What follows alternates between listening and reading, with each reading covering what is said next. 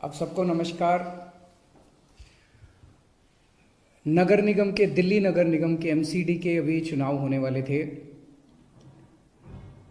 9 तारीख को जो दिल्ली चुनाव आयोग है, स्टेट इलेक्शन कमीशन है दिल्ली का, उन्होंने सुबह सुबह एक प्रेस इनविटेशन भेजा कि आज शाम को 5 बजे चुनाव आयोग एमसीडी के चुनावों की तारीख का ऐलान करेगा, डेट्स ऐलान करेगा, किस तारीख को नॉमिनेशन होगा, किस तारीख को विड्रॉ किया जा सकता है, चुनाव किस तारीख को होंगे। शाम को 5 बजे चुनावों का ऐलान होना था, तारीखों का ऐलान होना था।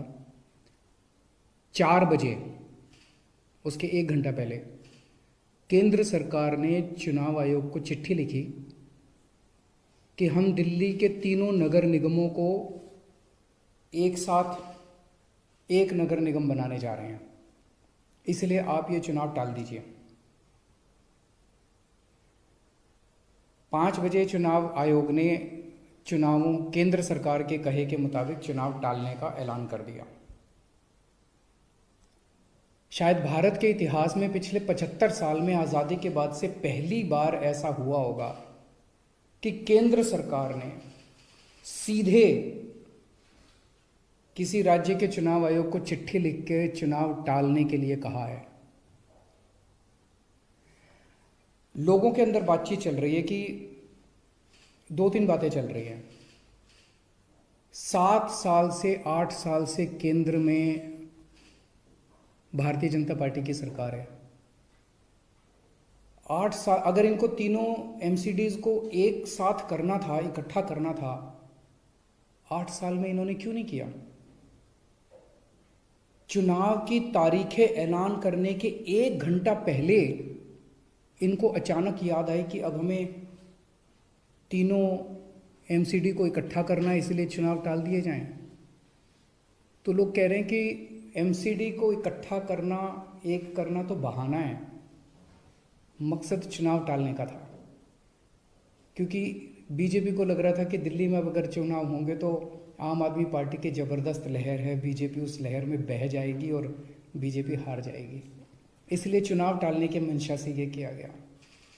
दूसरा, ये भी लोग कह रहे हैं कि चुनावों का तीनों नगर निगम एक साथ करने से क्या लेना देना है। आज 3 नगर निगम हैं दिल्ली में, 272 वार्ड हैं, कुछ इसमें कुछ इसमें कुछ इसमें। तो तीनों नगर निगम के काउंसलर अपने अलग अलग नगर निगम में बैठते हैं। चुनाव हो जाने दीजिए, अगर तीनों को इकट्ठा भी कर दोगे आप तो वो एक जगह बैठने लग जाएंगे। दोबारा चुनाव कराने की क्या जरूरत है? अभी चुनाव रोकने की क्या जरूरत है? चुनाव टालने की क्या जरूरत है? चुनाव करवाओ, नए काउंसलर आएंगे और नए काउंसलर जो भी आएंगे वो जब तक तीनों नगर निगम है तीनों में बैठ जाएंगे, एक नगर निगम होगा वो एक साथ आके बैठ जाएंगे। तो चुनाव टालने की तो जरूरत ही नहीं थी। लेकिन मकसद तीनों नगर निगम एक साथ करने का नहीं था। अगर करना होता तो 7 साल में कर लेते ये लोग। मकसद था चुनाव टालने का। ये देश के लिए अच्छा नहीं है, दोनों चीज़ें अच्छी नहीं हैं।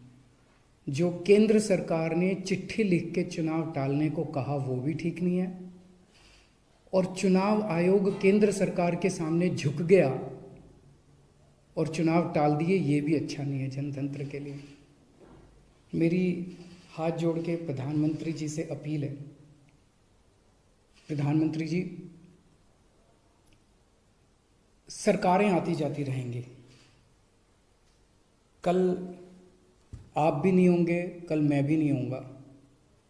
हम इम्पोर्टेंट नहीं हैं, लोग इम्पोर्टेंट नहीं हैं, पार्टियां इम्पोर्टेंट नहीं हैं, देश इम्पोर्टेंट है।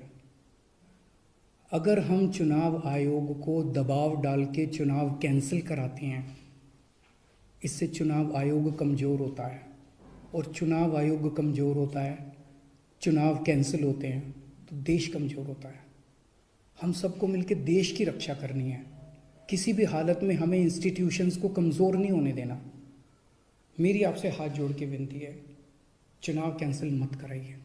अगर चुनाव कैंसिल होते हैं, ये जनतंत्र के लिए बहुत बड़ा खतरा है। आज ये कहा जा रहा है कि हम तीनों एमसीडी एक करना चाहते हैं, इसीलिए चुनाव टाल दीजिए। कल को मान लो लोकसभा का चुनाव है, उसके पहले अगर कहा जाएगा कि ये पार्लियामेंट्री सिस्टम अच्छा नहीं है, हम प्रेसिडेंशियल सिस्टम लाना चाहते हैं, संविधान में बदलाव करना चाहते हैं, इसलिए चुनाव टाल दीजिए, तो क्या चुनाव टाले जाएंगे? मान लो कल को कोई स्टेट असेंबली का चुनाव है, ये कहा जाएगा कि हम 2 राज्यों को इकट्ठा करना चाहते हैं इसलिए चुनाव टाल दीजिए, तो क्या चुनाव टाल दिए जाएंगे? क्या जनतंत्र के अंदर चुनाव ऐसे टाले जा सकते हैं? ये बहुत बड़ा प्रश्न है। मैं प्रधानमंत्री जी से यही निवेदन करना चाहूँगा, कल केजरीवाल भी नहीं रहेगा, कल मोदी जी भी नहीं रहेंगे, ये देश रहेगा। इस देश को अपने को कमज़ोर नहीं करना। मुझे नहीं पता कि राज्य के हमारे जो स्टेट इलेक्शन कमिश्नर हैं उन पे ऐसा क्या प्रेशर डाला गया, उनको क्या धमकी दी गई, इनकम टैक्स की, ईडी की, सीबीआई की कोई धमकी दी गई, या वो अभी अप्रैल में रिटायर हो रहे हैं तो उनको पोस्ट रिटायरमेंट कोई लालच दिया गया, मुझे नहीं पता क्या दिया गया, लेकिन वो तुरंत 1 घंटे के अंदर चुनाव टालने को तैयार हो गए। ऐसे संस्थाएं कैसे चलेंगी? और मैं हमारे स्टेट इलेक्शन कमिश्नर से भी कहना चाहूँगा कि सर, अगर आप ऐसे चुनाव टाल देंगे, ये तो जनतंत्र ही नहीं बचेगा। हम लोगों ने आज़ादी किस लिए पाई थी? इस देश ने आज़ादी किस लिए पाई थी? जनता का राज है, जनतंत्र है इस देश के अंदर। आप ऐसे चुनाव टाल देंगे तो जनतंत्र ही नहीं बचेगा। मुझे नहीं पता आपके ऊपर क्या प्रेशर डाला जा रहा है, मुझे नहीं पता आपको क्या धमकी दी जा रही है या क्या लालच दिया जा रहा है, लेकिन सर, जो भी आपको धमकी दी जा रही है, जो भी आपको लालच दिया जा रहा है, बाहर आके बता दीजिए देश को, सारी जनता को बता दीजिए। देश आपके साथ खड़ा होगा, पूरा देश आपका साथ देगा। पर झुकिए मत सर, किसी के सामने मत झुकिए। देश की बात है, जनतंत्र की बात है। नमस्कार।